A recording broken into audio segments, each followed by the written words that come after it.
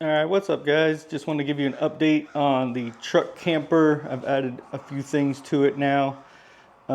Slowly kind of not doing a build out, but just adding more stuff that I would need to bring with me for camping. I don't know if I showed you guys or not, but basically I have my old tent up there mounted to the roof.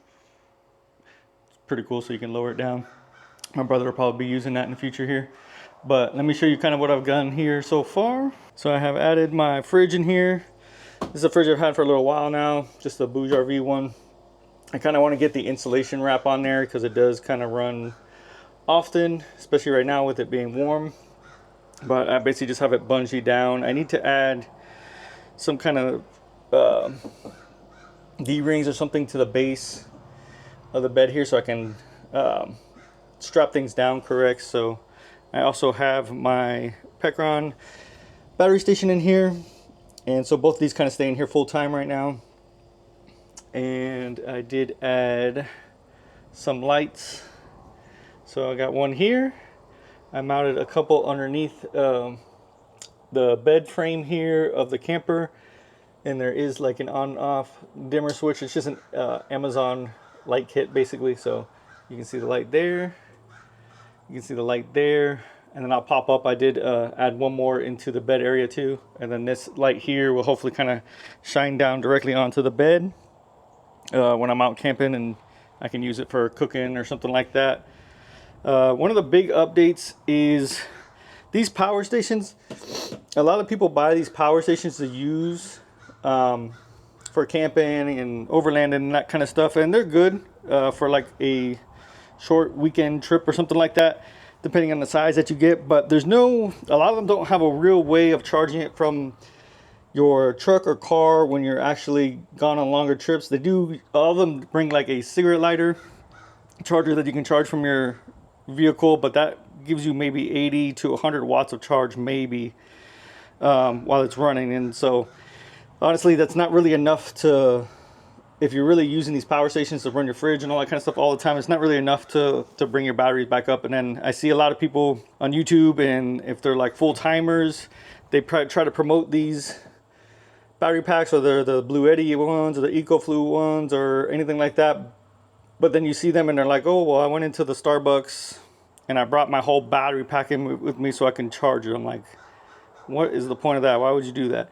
And so none of them, I think Goal Zero actually has one of these things, but they're pretty expensive. But none of them really come with a way to charge it like high powered from the vehicle, from your alternator. But Pecron just came out with a charger adapter, and it can be used with most of the power stations actually.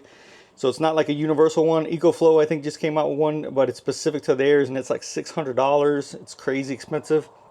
This one was 135 bucks, and depending on, it's got different voltage settings. Depending on what voltage settings you have it on, it could charge the battery stations up to 500 watts while you're driving. And basically it just runs into your power station through like your regular solar connection. So however you would plug your solar into your battery pack, you would just use those same solar connections for this.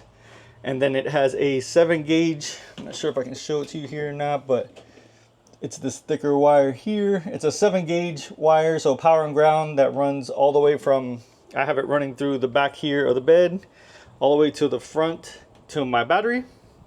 And that runs it off the alternator.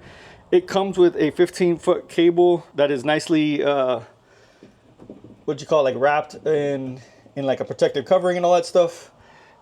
15 was just not long enough for me, so I bought a small extension, and it's 7 gauge. So I bought a small extension, and I was able to run it up to the battery just fine.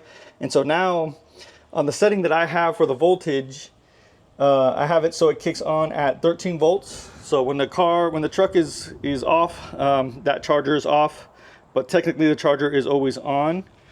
So it only starts to crank power back into the battery once the truck is running. So you can have it set at 13 volts, 13.5, 14, whenever you want to have it kick on. But I did notice at the other ones, so like at the 13.5 and 14, it charges not as much. At the 13 volts, I'm getting, I think, almost 400 watts into here. And then it has just a 12 volt setting in general, But that one basically would be on all the time, anytime the system's reading 12 volts, which is always pretty much, unless your battery's dead, it would be kicked on, but that would give you the full 500 watts. So like in a pinch, if you had to, you can change the voltage and go to the 500 watts. But let me kind of show you this side here. So as you can see, the little power button is on, so you can turn it on and off by yourself if you want to. So if you see the light on here, so it's always, I have it always set so it's always on, but it is an actual switch, so you can manually turn it off if you want to. But it is run, I have it just mounted to the side of the bed here. And again, the cabling is just run into what would plug into my solar input for the power station normally. And so this now keeps my power station pretty much topped off all the time. So I don't really need to run solar. I don't need to have any kind of panels unless I was sitting out somewhere like for a long time period of time without running the truck at all. This power station wouldn't need anything to keep it topped off. So it pretty much never really drops below, you know, maybe 85%, 70%, something like that normally. And that's right now, and it's kind of still warm out and the fridge is constantly running. So in the wintertime, it would pretty much always stay kind of topped up at 100. And then the lights themselves, again, they are on a dimmer switch.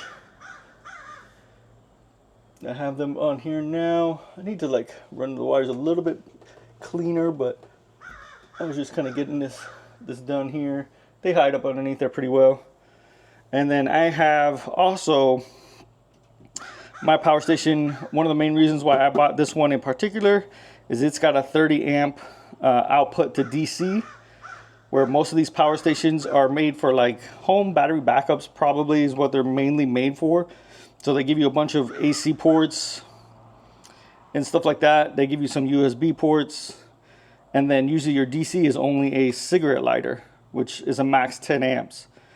So I was looking for something that I could power everything DC in here and not have to worry about maxing out the cigarette lighter.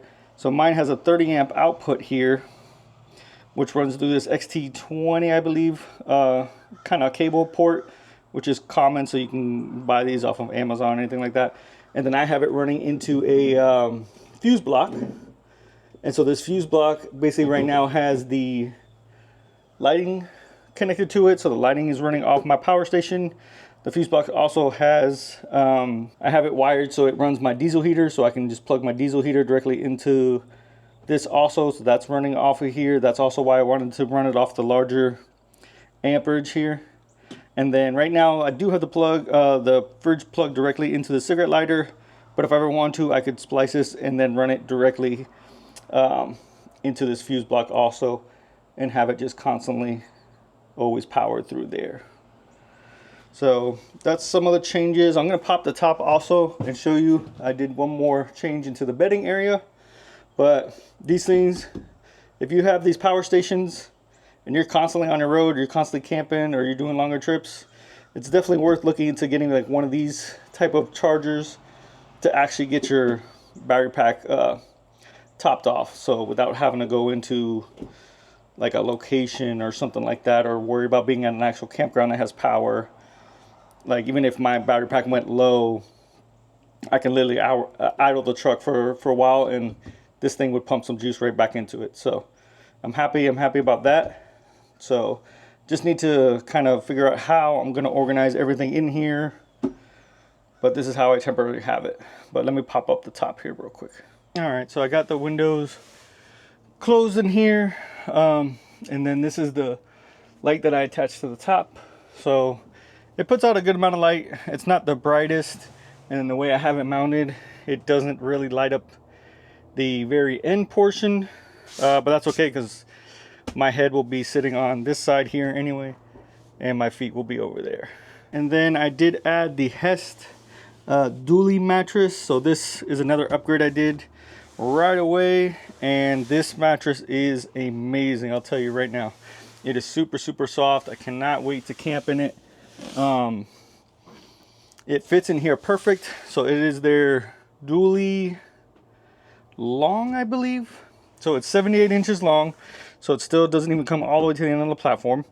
and it is about 50 inches wide, which I believe is exactly what this camper is, or it's 49 inches wide in the mattress, I think. So it fits perfectly in here. What is also nice is that it also folds up very easily. So I can still fold it, move it to the front, and then move these panels if I want to. So I was kind of worried. I hadn't felt one of these mattresses in person before, so I was thinking, since they are a 4-inch thick mattress and they're supposed to be like a high density, like a memory foam type, I was worried it's going to be too firm to be able to fold over, but they are not. So they are perfect. They fold over, so it still gives me room. I can fold the bedding out of the way. I can move the panels, so then I have more room in here. And then it'll be very easy just to fold it back down when I'm ready to sleep. I have some sheets that I just bought that I'm probably going to put on here. That's why I kind of have the camper open, but I cannot wait to camp and sleep on this thing. It is so nice. I'm a side sleeper, and it being like 4 inches thick, I don't push like all the way through the mattress. I can't even feel the base at all. So it is super nice, super plush, and definitely a huge upgrade. And what's nice about the Topo is that I wasn't 100% sure if it was going to fit in here and be able to close correctly, but it does. So there's enough room in a Topo toppers to fit the 4-inch Hess mattress and still close it. Now I probably not gonna be able to fit a pillow up here with that, but that's okay. I'll do the pillow separately, but you can definitely do your sheets. So I'm gonna put some sheets on top, and then I have like a blanket that I usually camp with. You probably could still fit a sleeping bag also up here too if you need to, because the sleeping bag just pretty much smashes down to nothing. But I usually like to camp with a blanket, not so much a sleeping bag. But this is another upgrade that I'm super excited about. All right, guys, so those are some of the upgrades I've done so far. I still will be adding some more stuff in the future probably, but I have pretty much everything that I would need to kind of get me out and start camping right away. What's nice is that it's actually kind of windy today, so I actually get to kind of test and see how much the fabric kind of flaps, and so far it hasn't really made any noise in the wind at all. So that's also a side note, which is really nice. All right, and I'll catch you in the next one, so stay tuned.